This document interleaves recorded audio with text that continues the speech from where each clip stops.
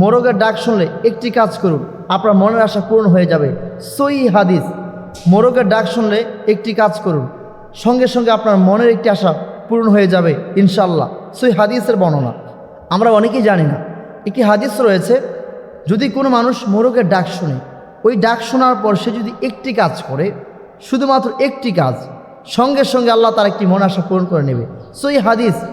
আমরা অনেক সময় দেখা যায় মোরগের ডাক শুনে আমরা মোরগকে দৌড়ানি দেই, দৌড় মারি, বিরক্ত হয়ে যায়, কিন্তু আপনি জানেন না এই ডাকের মধ্যে একটা রহস্য লুকিয়ে আছে। আপনি জানেন না এই ডাকের মধ্যে একটা ইতিহাস রয়েছে।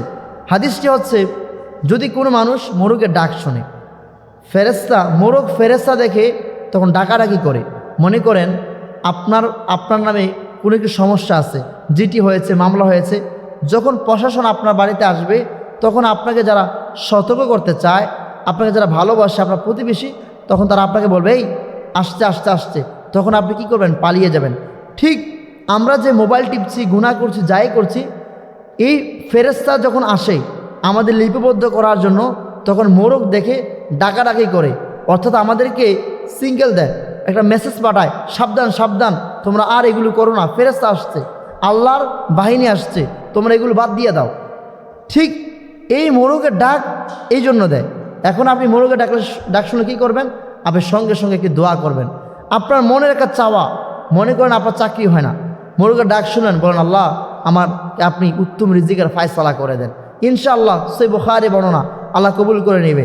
আপনার মনে করেন বিপদ আর বিপদ, মোরগের ডাক শুনছেন, আপনি বলেন আল্লাহ আমাকে আপনি বিপদ থেকে মুক্ত করে দেন, ইনশাআল্লাহ আল্লাহ কবুল করে নেবে।